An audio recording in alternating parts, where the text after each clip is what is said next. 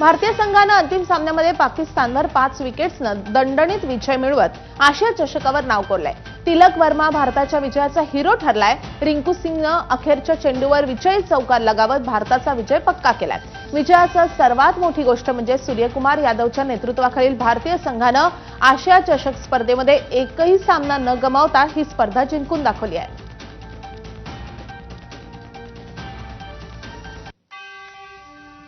भारतीय संघानं अंतिम सामन्यामध्ये पाकिस्तानवर 5 विकेट्सनं दणदणीत विजय मिळवत 9व्यांदा आशिया चषक जिंकलाय.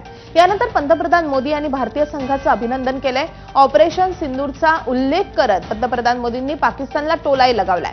ऑपरेशन सिंदूर असो किंवा खेळाचं मैदान, निकाल एकच, तो म्हणजे भारताचा विजय असं म्हणत मोदींनी अभिनंदन केलंय. 22 एप्रिल 2025 रोजी पाकिस्तानच्या दहशतवाद्यांनी निष्पाप लोकांचे बळी घेतलेले होते, तेव्हा भारतानं ऑपरेशन सिंदूर राबवत पाकिस्तानला धडा शिकवलेला होता. आता क्रिकेटच्या मैदानातही भारतानं पाकिस्तानला धडा शिकवलाय. तिलक वर्मा आणि शिवम दुबे या जोडीनं केलेल्या निर्णायक खेळीच्या जोरावर टीम इंडियानं आशिया कप 2025 स्पर्धेमध्ये इतिहास घडवलाय. टीम इंडियानं अंतिम सामन्यामध्ये कट्टर प्रतिस्पर्धी पाकिस्तानला पराभूत करत आशिया कपवर आपलं नाव कोरलंय. पाकिस्ताननं टीम इंडियाला विजयासाठी 147 धावांचं आव्हान दिलं होतं. भारताने हे आव्हान 2 चेंडूंआधी 5 विकेट्सच्या मोबदल्यामध्ये पूर्ण केलंय. टीम इंडियानं 19.4 ओव्हरमध्ये 5 विकेट्स गमावून 150 धावा केल्या. टीम इंडियाच्या या विजयामध्ये तिलक वर्मा, शिवम दुबे या व्यतिरिक्त संजू सॅमसन यांच्या बॅटिंगनं निर्णायक भूमिका बजावली. दिल की गहराई से पूरी भारतीय क्रिकेट टीम को मेरी ओर से बधाई एशिया कप जीतने पर, और आनंद की अनुभूति हो रही है. मां दुर्गा के इन नवरात्रों में भारत की ऐतिहासिक जीत सब भारतीयों के लिए, 140 करोड़ देशवासियों के लिए खुशी का. जय हिंद. हमारे लोकल बॉय कुलदीप यादव बहुत अच्छा प्रदर्शन किया, 4 विकेट लिए उन्होंने. और सबसे बड़ी बात ये तिलक वर्मा जी की जो पारी थी, अर्धशतक पारी, वो वाकई काबिल तारीफ थी. इतने प्रेशर में खेलने के बाद आज उन्होंने विजयी दिलाया है. पाकिस्तान को करारा जवाब दिया है, पहलगाम का बदला लिया है. हिंदुस्तान जिंदाबाद, हिंदुस्तान जिंदाबाद. टीम इंडियानं आशिया चषक 2025 या अंतिम सामन्यामध्ये पाकिस्तानचा 5 गडी राखून पराभव केलाय. या विजयानंतर सर्वत्र जल्लोषाचं वातावरण आहे. संपूर्ण भारतभर फटाके फोडत जल्लोष साजरा करण्यात आलाय. या जेतेपदासह भारतीय संघानं 9व्यांदा आशिया कपवर आपलं नाव कोरलंय. पाकिस्ताननं दिलेल्या 147 धावांचं आव्हान भारतानं 19व्या षटकातच पार केलं. यावेळी तिलक वर्माने नाबाद 69 धावा केल्या, तसेच संजू सॅमसननं 24 धावा केल्या. शिवम दुबेनेही 33 धावा करत पाकिस्तान विरोधात भारताला विजय मिळवून दिलाय. दरम्यान पाकिस्तानचा संघ भारतीय फिरकीसमोर फेल ठरला. यावेळी कुलदीप यादवनं सर्वाधिक 4 विकेट्स घेतल्यात. यंदाच्या आशिया कप 2025 मध्ये पाकिस्तानसोबत भारत 3 सामने खेळला आणि 3ही वेळा भारतानं विजय मिळवलाय. हिंदुस्तान ने पहलगांव 22 अप्रैल, हम वो दिन भूले नहीं है, उसका बदला ले लिया. पाकिस्तान को 3 बार पटकनी थी, आज फाइनल में भी हरा दिया. ये पाकिस्तान के लिए करारा जवाब है हिंदुस्तान का. जैसे सिंदूर ऑपरेशन में हमने हराया था, आज भी पाकिस्तान को खेल के मैदान में हराया, आगे भी हराते रहेंगे. पाकिस्तान हिंदुस्तान का बच्चा बच्चा ही रहेगा, बाप बाप रहेगा. हम हर बार पाकिस्तान को ऐसे पटक के मारेंगे. हिंदुस्तान जिंदाबाद. बहुत खुशी हो रही है. किसकी बैटिंग ज्यादा अच्छी लगी आपको? तिलक वर्मा ने बैटिंग बहुत अच्छी की है. साथ ही पूरे एशिया कप में अभिषेक शर्मा ने बहुत अच्छा बैटिंग किया, लेकिन इस टाइम थोड़ा नहीं चले हैं. कुलदीप यादव ने बहुत अच्छी बॉलिंग की, 4 विकेट उन्होंने लिए हैं. बहुत ही खुशी का माहौल है भाई. इंडिया ने एशिया कप 9वीं बार जीता है. पाकिस्तान वाले आगे से सोचेंगे इंडिया वालों से भिड़ने के लिए. दोबारा नहीं, 3 बार उतार दिया उनको. अब सोचेंगे कैसे खेलना है कैसे नहीं खेलना, उनकी बस की नहीं रही. अब एशिया कप भी जीत लिया पाकिस्तान को हरा के, जो कि एक बहुत बड़ी जीत थी, क्योंकि ऑपरेशन सिंदूर में जो उन्होंने हम लोग के साथ किया था, उसका बदला आज हम लोग ने लिया है फील्ड के मैदान में. मराठवाड्यातला पाऊस जरी ओसरला असला तरी पूरस्थिती कायम आहे. प्रत्येक जिल्ह्यातील मोठ्या नद्या अजूनही दुथडी भरून वाहत आहेत. मराठवाड्याची जलवाहिनी म्हणून ओळखल्या जाणाऱ्या गोदावरी नदीला पूर आलाय. 2006 नंतर प्रथमच जवळपास 3 लाख क्युसेकनं जायकवाडी धरणामधून विसर्ग करण्यात येतोय. त्यामुळे पैठण शहरामध्ये पाणी शिरायला सुरुवात झाली आहे. छत्रपती संभाजीनगर जिल्ह्यामधून जवळपास 10,000 लोकांना रेस्क्यू करण्यात आले.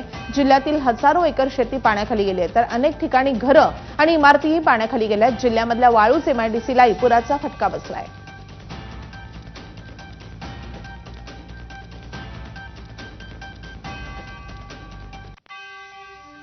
तिकडे नांदेड जिल्ह्यामध्ये पूरस्थिती कायम आहे. शनी मंदिर परिसरातील अनेक घरं अजूनही पाण्याखाली गेली आहेत. अशातच जायकवाडी धरणामधून पाण्याचा विसर्ग करण्यात येण्याची शक्यता आहे.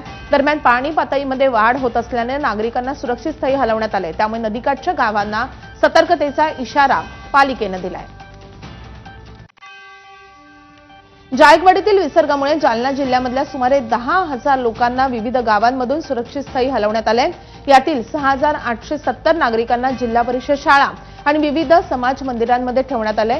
परतूर, अंबड, घनसावंगी येथील हे नागरिक आहेत. त्यांना भोजन आणि सर्व सुविधा पुरवण्यात येत आहेत. 23 ठिकाणी अशा निवास व्यवस्था करण्यात आलेल्या आहेत. अनेक शेतकऱ्यांच्या पशुधनालाही सुरक्षित स्थळी हलवून त्यांना चारा देण्यात येतोय.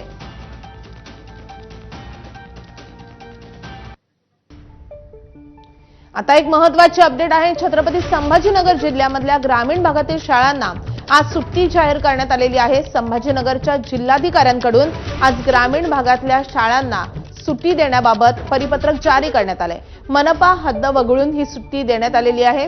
दुसरीकडे पालघर जिल्ह्यातील शाळा महाविद्यालयांनाही आज सुट्टी जाहीर करण्यात आली आहे. तर जोरदार पावसाच्या पार्श्वभूमीवर जिल्हाधिकाऱ्यांनी हा महत्त्वाचा निर्णय घेतलाय.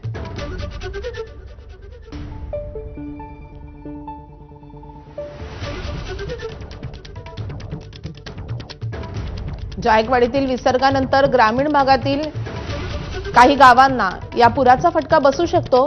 त्यासोबतच जोरदार पावसाचा इशारा कायम आहे. या पार्श्वभूमीवर हा महत्त्वाचा निर्णय घेण्यात आलाय. ग्रामीण भागातल्या शाळांना छत्रपती संभाजीनगरमध्ये सुट्टी देण्यात आली आहे. पालघर जिल्ह्यामध्येही पावसाचा फटका बसू शकतो, परिस्थिती निर्माण होऊ शकते. त्या पार्श्वभूमीवर सुट्टी जाहीर करण्यात आली आहे. मराठवाड्याप्रमाणे उत्तर महाराष्ट्रालाही पावसानं चांगलंच झोडपून काढलंय. गेल्या अनेक दिवसांपासून सुरू असलेल्या मुसळधार पावसामुळे नाशिकमध्ये गंगापूर धरणामधून पाण्याचा विसर्ग वाढवण्यात आलाय. गंगापूर धरणामधून 11,000 क्युसेकनं पाण्याचा विसर्ग सुरू आहे. गोदावरी नदीनं सध्या रौद्र रूप धारण केलंय. गोदावरी नदीनं धोक्याची पातळी ओलांडली आहे. दुतोंड्या मारुती पूर्णपणे पाण्याखाली गेलाय. रामकुंड परिसरातील आजूबाजूच्या दुकानांमध्ये पुराचं पाणी शिरलंय. नाशिक जिल्ह्याला पावसाचा अतिमुसळधार इशारा देण्यात आलाय.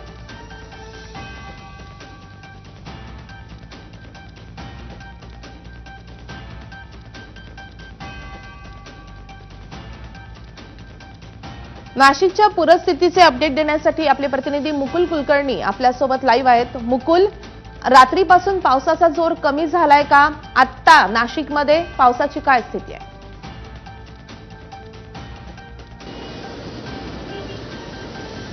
माधवी, शनिवारी सायंकाळपासून नाशिक शहरासह जिल्हाभरामध्ये मुसळधार पर्जन्यवृष्टी होत होती. संततधार सुरू होती.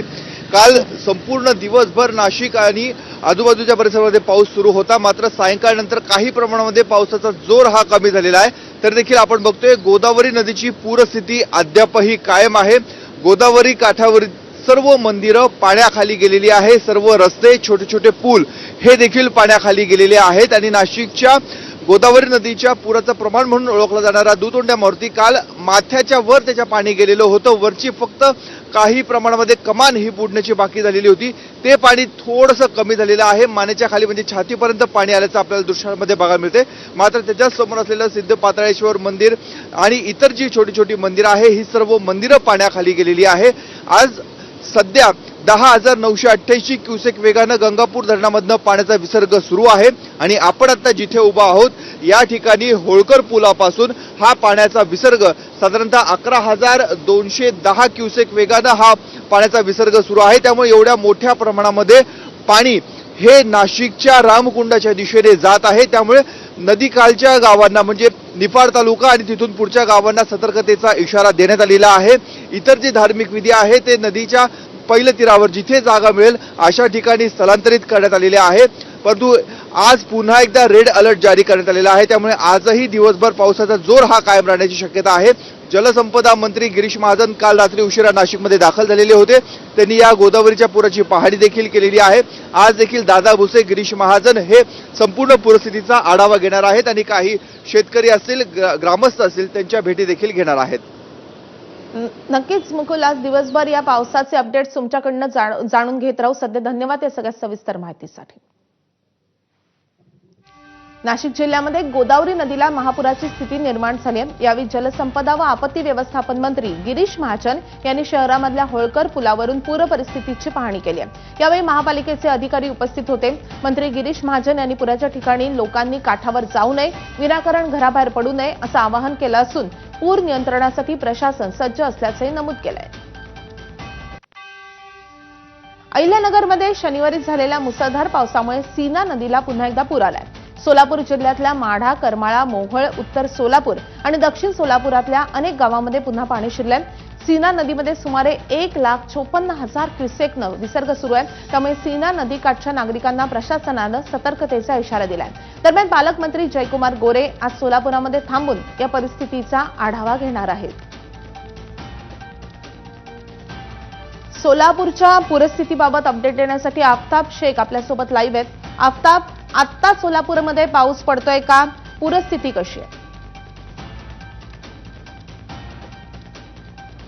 माझे सुदैवानं सोलापूर जिल्ह्यामध्ये पाऊस नाही आणि त्यामुळं पूरस्थिती जी आहे ती काही प्रमाणात कमी असली तरी महापूर जो आहे तो अद्यापही कायम आहे। कारण अहिल्यानगरमध्ये शनिवार आणि रविवार जो पाऊस झाला त्यानंतर अहिल्यानगरमधून सीना नदीमध्ये पाण्याचा मोठा विसर्ग होत आहे आणि सीना कोळेगाव असेल, खासापुरी असेल, चांदणी असेल या सर्व प्रकल्पामधून सीना नदीमध्ये सुमारे 1,54,000 क्युसेकचा पाण्याचा विसर्ग जो आहे तो सीना नदीमध्ये सुरू आहे आणि त्यामुळं ही परिस्थिती सीना नदीची आपण या ठिकाणी बघताय।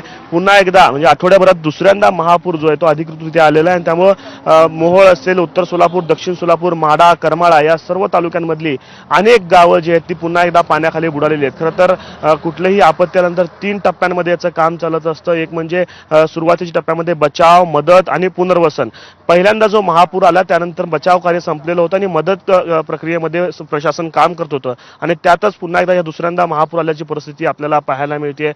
उत्तर सोलापूर आणि मोहोळमधली परिस्थिती आपण या ठिकाणी बघताय। अनेक घरं जी आहेत ती आता सीना नदीच्या या पात्रामध्ये गेलेली आहे। खरं तर शेतकऱ्यांचं सगळंच काही उद्ध्वस्त झालेलं आहे। शेती माती सगळीच पाण्याखाली वाहून गेली आहे। त्यामुळे शेतकऱ्यांकडे आता शिल्लक काही राहिलेलं नाहीये। जे काही उरले सुरलेले शेतकरी आहेत ज्यांनी स्वतःचा जीव वाचवलाय ते आता स्थलांतर कॅम्पमध्ये आहेत। मात्र शेती माती गेल्यामुळं शेतकऱ्यांचं भलं मोठं नुकसान झालेलं आहे आणि पुन्हा एकदा दुसऱ्यांदा महापूर आल्या कारणानं उरली सुरले जमिनी असतील ती माती देखील पुन्हा एकदा वाहून जाण्याची भीती जी आहे ती या निमित्तानं बाळगली जाते। एखाद्या प्रशासनानं रात्रीपासूनच आवाहन केलेलं होतं की नदीकाठावरची जी गावं आहेत त्या लोकांनी सतर्क राहावं। त्यामुळे नागरिक जे ते बऱ्या प्रमाणात स्थलांतर झालेले आहेत। पालकमंत्री जयकुमार गोरे हे रात्री सोलापुरात मुक्कामी आलेले आहेत आणि आज दिवसभर सोलापूर शहरात थांबून परिस्थितीचा आढावा घेणार आहेत, पुराचा आढावा घेणार आहेत। अर्थात ज्या लोकांना पहिल्या पुरामध्ये बचाव कार्य करण्यात आलेलं आहे या सगळ्यांना मदत पोहोचवण्याचं काम प्रशासन आता युद्ध पातळीवरती करत आहे आणि दुसऱ्या पुरातनं सावरण्याचे प्रयत्न देखील प्रशासनाच्या वतीनं केले जातील। माधवी, की दुसरा पूर आल्यामुळे जनजीवन पूर्णपणे विस्कळीत झालेले, मात्र पावसानं उघडीप दिली आहे ही काहीशी सकारात्मक गोष्ट आहे। आफताब, धन्यवाद या सगळ्या सविस्तर अपडेटसाठी।